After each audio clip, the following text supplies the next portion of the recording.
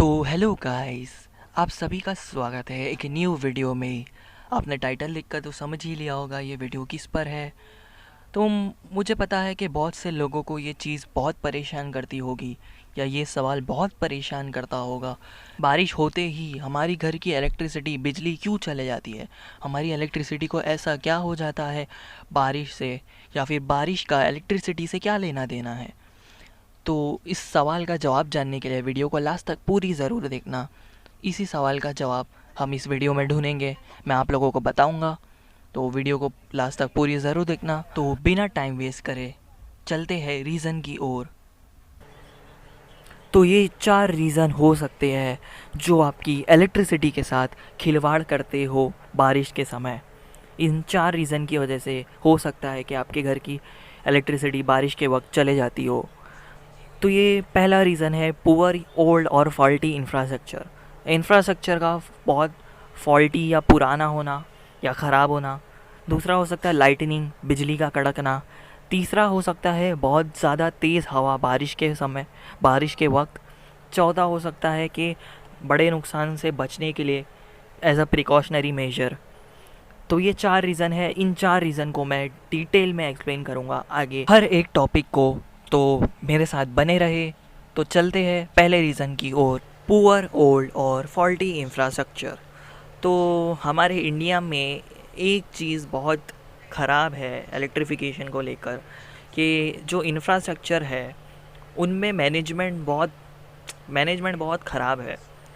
आप लोग देख सकते हो कि आपके सामने एक फ़ोटो है, वो एक इंडिया के एक सिटी की एक जगह की फ़ोटो है, जिसके अंदर आप देख सकते हो ये जो इलेक्ट्रिफिकेशन है, ये जो वायर केबल्स ले जाया जाता है, वायरिंग वगैरह जो की जाती है, उनको एक सही तौर तरीके से नहीं किया जाता।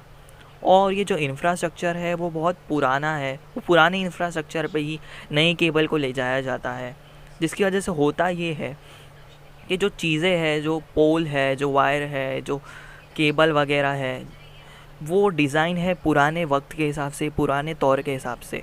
उसी चीज़ को यूज़ किया जाता है जिसकी लाइफ बहुत कम है, जिसकी लाइफ ऑलमोस्ट ख़त्म होने वाली है, जो बहुत पुराना हो चुका है, जिसको रिप्लेसमेंट की ज़रूरत है। उसी पर नवी चीज़ को यूज़ किए जाने की वजह से ये इंफ्रास्ट्रक्चर पुअर या फॉल्टी हो जाता है। तो बहुत सी जगह पे जो इलेक्ट्रिकल इक्विपमेंट है, ट्रांसफार्मर है, बहुत पुराने, डिकेड ओल्ड पुराने हैं, जिसको रिप्लेस करने की ज़रूरत है और अपग्रेड करने की ज़रूरत है। बहुत सी चीज़ें अपग्रेड हो रही है वक्त के साथ, मगर जो वक्त के साथ अपग्रेड हो रही है बहुत धीरे धीरे अपग्रेड हो रही है, जिसकी वजह से अब भी हमें फॉल्ट नज़र आता है, अब भी हमें डिसकंटिन्यूटी, हमें तकलीफ़, मुश्किल सहनी पड़ती है बारिश के वक्त। क्योंकि बारिश होते ही आप समझ सकते हो, सोच सकते हो कि अगर तेज़ हवा चली ऐसे इंफ्रास्ट्रक्चर पे, तूफ़ान आया, तो हमारा बिजली का तार टूट सकता है, पोल टूट सकता है, कुछ भी हो सकता है, बहुत से फॉल्ट निकल सकते हैं। इस वजह से ही बारिश होते वक्त, बारिश होने पर हमारी घर की इलेक्ट्रिसिटी चले जाती है। उसमें इसका एक रीज़न हो सकता है। तो इसका सलूशन यही है कि हमें जो इंफ्रास्ट्रक्चर यूज़ किया है उसको बहुत जल्दी से, तेज़ी से अपग्रेड किया जाए, और जो पुरानी चीज़ें हो गई है, ख़राब हो गई है, उसको जल्दी से जल्दी रिप्लेसमेंट किया जाए। हमें एक स्मार्ट डिज़ाइनिंग किया जाए, स्मार्ट डिज़ाइन यूज़ किया जाए, जिसकी वजह से ऐसी बारिश, तूफ़ान, जो ऐसे बारिश तूफ़ानों को सह पाए, ऐसी डिज़ाइनिंग, स्मार्ट डिज़ाइनिंग किया जाए। तो एक ये सलूशन हो सकता है। चलते हैं सेकंड रीज़न की ओर, लाइटनिंग, बिजली का कड़कना। तो ये तो आप सब ने फील किया होगा, सुना होगा, देखा ही होगा कि बारिश के वक्त जो बिजली कड़कती है, वो जो बिजली कड़कती है, आपको जान के हैरानी होगी कि वो मिलियंस ऑफ वोल्ट होती है, मिलियंस ऑफ वोल्ट। और जो आपके घर पे बिजली आती है वो होती है 230 वोल्ट, सिर्फ 230 वोल्ट। तो आप लोग सोच सकते हो जो बिजली कड़कने से जो इलेक्ट्रिसिटी उत्पन्न होती है, वो 2 मिलियंस ऑफ वोल्ट की इलेक्ट्रिसिटी उत्पन्न होती है, और आपके घर में जो इलेक्ट्रिसिटी आती है वो सिर्फ 230 वोल्ट की आती है। तो आप लोग सोच सकते हो वो कितनी ख़तरनाक, कितनी ज़्यादा इलेक्ट्रिसिटी है। अगर आप पर गिर गई तो आप जल के वहीं राख हो सकते हो। तो आपको यहाँ फ़ोटो में देख सकते हो लेफ़्ट साइड में कि यहाँ पर जो बिजली है वो अगर वायर पर गिर जाए, पोल पर गिर जाए, तो क्या हालत होगी। अब वो मिलियंस ऑफ वोल्ट आपके वायर पे गिर जाए, उसकी वजह से इतनी इलेक्ट्रिसिटी आप वो वायर में आ जाएगी, और वो इलेक्ट्रिसिटी आपके घर पे आ जाए, आपकी इक्विपमेंट, आपकी चीज़ें, आपकी ट्यूबलाइट आपकी मशीनों में आ जाए, तो आपकी मशीन तो जल के खाक हो जाएगी। साथ ही साथ अगर आप यूज़ कर रहे होगे उस चीज़ को, तो आप भी जल के राख हो जाएंगे। तो ये कितनी खतरनाक हो सकती है लाइटनिंग। तो लाइटनिंग से होता क्या है कि लाइटनिंग जो है वो पेड़ पर गिर जाती है, या जो बिजली को ट्रांसफ़र करने के लिए, जो बिजली को बढ़ाने के लिए चीज़ यूज़ होती है उसको ट्रांसफार्मर बोला जाता है, उस पर गिर सकती है। पोल्स पर गिर सकती है, जो आपके सामने यहाँ दिखाया गया है।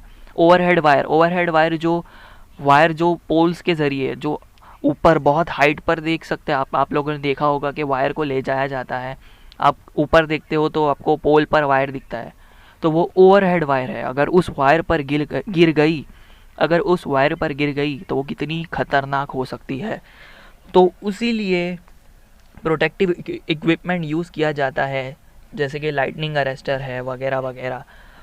मगर फिर भी अगर कभी ऐसी बिजली गिर गई वायर पे, तो होता ये है कि बहुत ज़्यादा हैवी करंट आता है, जिसकी वजह से हमारे जो प्रोटेक्टिव इक्विपमेंट है जो हमें ऐसी बिजली से बचाने के लिए यूज़ करते हैं, वो क्या हो जाता है, वो एक्टिवेट हो जाता है, जिस वजह से हमारा जो सप्लाई रहता है, कनेक्शन रहता है, कनेक्टिविटी रहती है, वो टूट जाती है। अब वो फॉल्ट जब क्लियर होगा, फॉल्ट जब सही होगा, उसके बाद हमारी इलेक्ट्रिसिटी रिस्टोर की जाती है। इसलिए जब लाइटनिंग में ये एक रीज़न हो सकता है आपके घर पे, सेकंड रीज़न हो सकता है जिसकी वजह से आपकी घर की बिजली जाती हो बारिश के वक्त। तीसरा रीज़न है हैवी विंड ड्यूरिंग रेन, बहुत तेज़ हवा के झोंके आना बारिश के वक्त। तो इस तेज़ हवा के झोंके से हमारा इलेक्ट्रिसिटी का क्या नाता है कि अगर इलेक्ट्रिसिटी के नज़दीक, इलेक्ट्रिसिटी वायर और पोल के नज़दीक अगर हमारा ट्री है, झाड़ है, और बहुत ज़्यादा तेज़ हवा चली, तो हो सकता है कि जो झाड़ है वो वायर पर गिर जाए। जैसे आप लोग यहाँ देख सकते हो इस फ़ोटो में कि झाड़ वायर पर गिर रहा है। अब झाड़ वायर पर गिरेगा, इससे होगा क्या कि वायर टूट जाएगा। अब वायर टूट जाएगा, इसकी वजह से हमारा कनेक्शन टूट जाएगा, इलेक्ट्रिसिटी हमारे घर पे आना बंद हो जाएगी। और इससे ये भी नुकसान है कि वायर टूटकर नीचे गिर गया, अब उसके कोई नज़दीक जाएगा तो हो सकता है उसे भी बिजली का झटका लगे और वो वहीं मर जाए। इसलिए जब भी आपको ऐसा टूटा हुआ वायर दिखे जहाँ पर झाड़ गिर के वायर टूट चुका है, तो उसके नज़दीक जाने की ज़रा भी सोचना मत। अब जब झाड़ गिरेगा तब क्या होगा, जो वायर रहेंगे वो एक दूसरे से मिल जाएंगे, शॉर्ट हो जाएंगे। इसकी वजह से जो हमारे प्रोटेक्टिव डिवाइस है वो सब क्या होंगे, एक्टिवेट हो जाएंगे, और इस वजह से हमारा जो बिजली है हमारे घर से लेके जहाँ पर बिजली बन रही है वहाँ पर हमारा सप्लाई रोक दिया जाएगा, काट दिया जाएगा। जब ये रिपेयर हो जाएगा, जब ये वायर टूटा हुआ जोड़ दिया जाएगा, सही किया जाएगा, उसके बाद ही इलेक्ट्रिसिटी को वापस से ऑन किया जाएगा। इस वजह से अगर हैवी विंड है तो उस टाइम आपकी बारिश की वजह से इलेक्ट्रिसिटी चली गई, तो उसका एक थर्ड रीज़न ये हो सकता है कि हैवी विंड, जिसकी वजह से हो सकता है आपको पता ना चले मगर कोई वायर वगैरह टूट गया हो। तो चलते हैं हमारे चौथे रीज़न की ओर, maybe as a precautionary measure. तो अभी ऐसा हो सकता है कि जो इलेक्ट्रिकल कंपनी है जो आपके घर पे इलेक्ट्रिसिटी देती है, वो बारिश के वक्त क्या हो सकता है कि बहुत ज़्यादा हैवी विंड चल रही हो, और चांसेस ये है कि बहुत ज़्यादा नुकसान हो सकता है, लोगों की जान का नुकसान हो सकता है, बिजली के तार टूट सकते हैं, और क्या हो सकता है, कोई झाड़ गिर गया वायर पर, और बहुत ज़्यादा ऐसी तूफ़ान चल रहा है कि फ़र्दर अगर इलेक्ट्रिसिटी को चलाए रखा, फ़र्दर अगर इलेक्ट्रिसिटी ऑन रही, तो हो सकता है बहुत ज़्यादा नुकसान हो जाए और लोगों की जान चले जाए। इसलिए ऐसे वक्त पर कंपनी ये डिसीजन लेती है, कंपनी ये सोचती है कि हम थोड़ी देर के लिए, थोड़े वक्त के लिए इलेक्ट्रिसिटी को रोक देते हैं। जब ये कंडीशन, जब ये एनवायरनमेंट, जब ये एटमॉस्फेयर सही हो जाएगा, तब हम उसको ऑन कर देंगे। तो इसलिए प्रिवेंटिव मेजर कि आगे कोई नुकसान ना हो, फॉल्ट ना हो, ये सोचकर भी कभी कभी कंपनी बहुत ज़्यादा तेज़ तूफ़ानों में इलेक्ट्रिसिटी को बंद कर देती है। ये एक बहुत ही लास्ट रीज़न है। ये बहुत कम होता है, ऐसा बहुत मुश्किल से होगा, कभी होगा तो, मोस्टली ऐसा होता नहीं है, मगर फिर भी हो सकता है। तो आज के वीडियो में बस यही था, इतने 4 रीज़न थे। अगर आपको लगता है कि कोई रीज़न मेरे से मिस हो गए हो तो आप कमेंट करिए। आशा करता हूँ कि आप लोगों को ये वीडियो बहुत हेल्पफुल लगी हो, यूज़फुल लगी हो, कुछ फ़ायदा हुआ हो। अगर ऐसा है तो मेरे चैनल को सब्सक्राइब करिए, लाइक करिए, शेयर करिए, कमेंट करिए। और हाँ, मैं आशा करता हूँ कि आपकी बारिश के वक्त बिजली ना जाए। तब तक के लिए बाय बाय।